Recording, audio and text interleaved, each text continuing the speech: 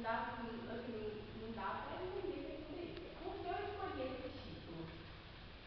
Por causa da desvalorização do professor, né, nos tempos atuais.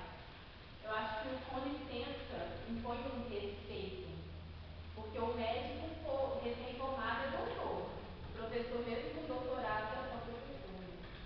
Eu achei que o título impõe um respeito, né, que os professores na época. Bom, o objetivo geral é analisar as dificuldades encontradas pelos estagiários em licenciatura mediante a preocupação com a formação do cidadão.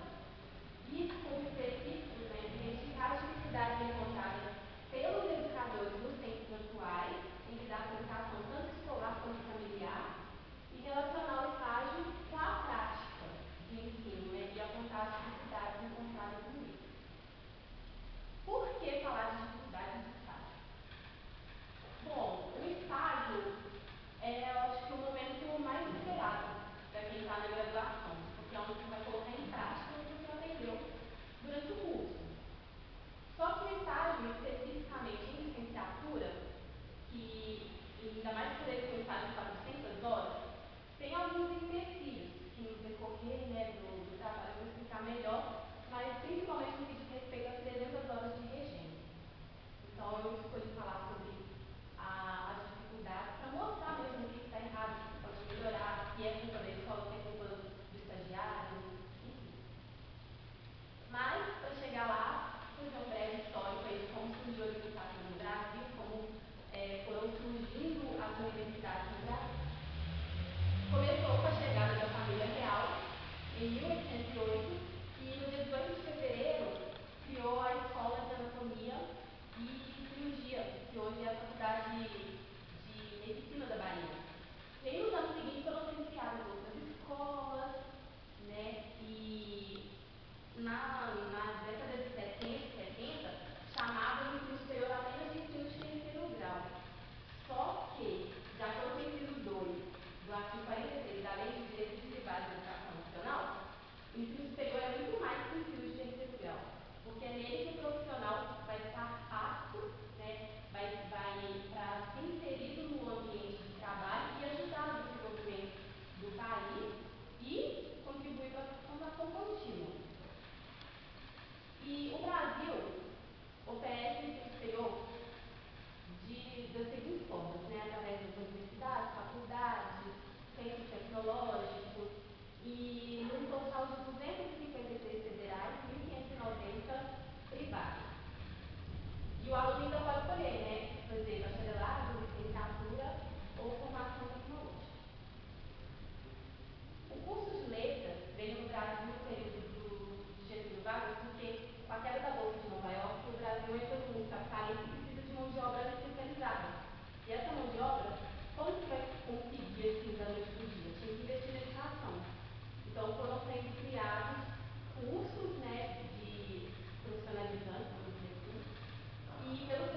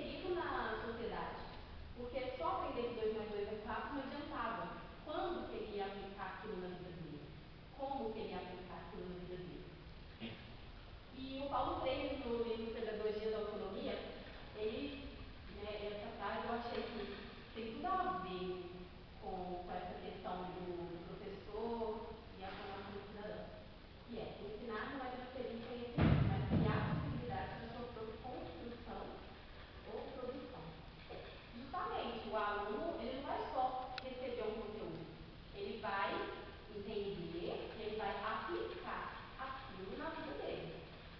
Isso é uma grande diferença, né? As aulas são sempre expositivas e aquela repetição de exercícios faz o aluno decorar, né? E na verdade não é esse o conceito. É o aluno entender e aplicar aquilo no cotidiano, na vida dele. E também porque antigamente a família era o quê? Pai, mãe e filho. Hoje não.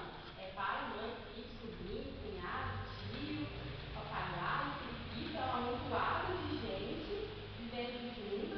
E aí os pais tentam ensinar com aquela visão de mundo que eles têm, mas aí quando chega na escola a criança fica diferente. E aí onde que entra o professor? É na formação cidadã. É fazer o aluno entender o papel dele no grupo, o papel dele na sociedade. É fazer ele interagir. É sair do computador, da tecnologia que vem sendo, que vai se avançando ao longo do tempo, e fazer ele interagir com o grupo. E aí chega na parte crucial, que é o estágio supervisionado. Bom, o CBC, que é o currículo básico comum, é como se fosse uma cartilha, um manual, que vai nortear os educadores de como prosseguir durante o ano letivo. E, pelo nome, deve ser comum, então cada série tem o seu CBC e ele é comum a todas as escolas. Cada série tem o seu conteúdo próprio. E o artigo 1º da lei do estágio vai falar o que é o estágio. Mas o que esse CBC tem a ver? Porque se ele é um norteamento para o educador ensinar, onde que ele vê isso? É na graduação. E onde que ele vai aplicar? Quando ele entrar no estágio. Porque ele tem que passar pelo estágio antes de começar a aula mesmo. E aí o artigo 1º da lei do estágio fala que o estágio é um ato educativo no qual o educando vai pôr em prática o que ele aprendeu dentro de sala.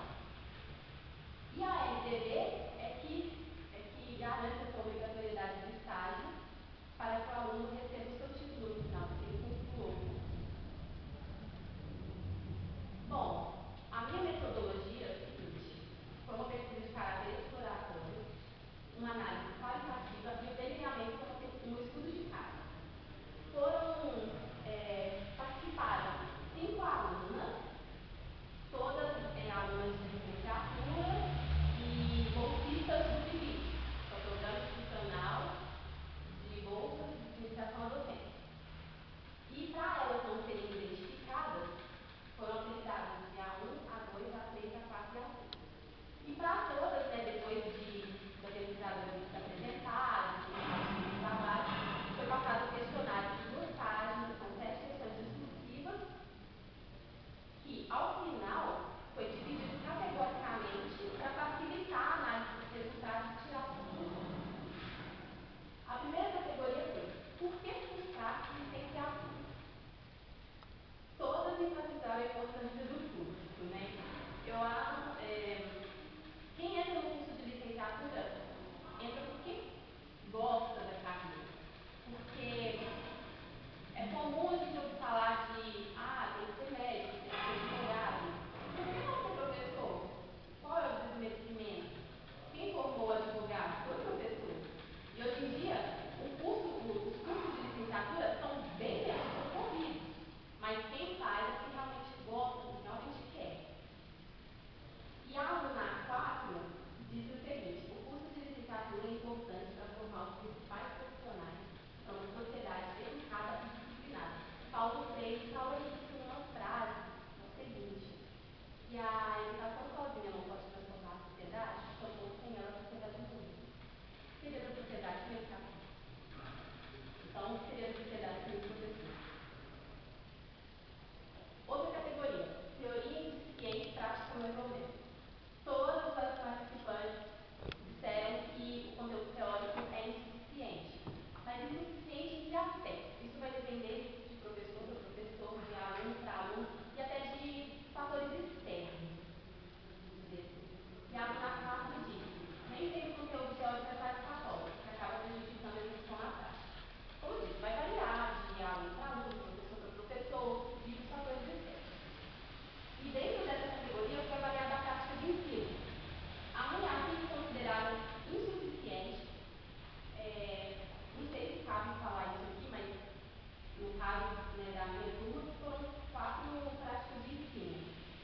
Mas essa insuficiência não seria quantitativamente, mas qualitativamente. Por quê? Pode ser que aquele aluno espera uma coisa que na verdade vai ser outra. Né? O que ele está esperando da matéria pode ser que não seja na realidade. A 2 considerou como regular, a 3 considerou como 4, como fraca. E apenas a 4 considerou como satisfatória. É o que eu disse, né? Vai variar de aluno para aluno.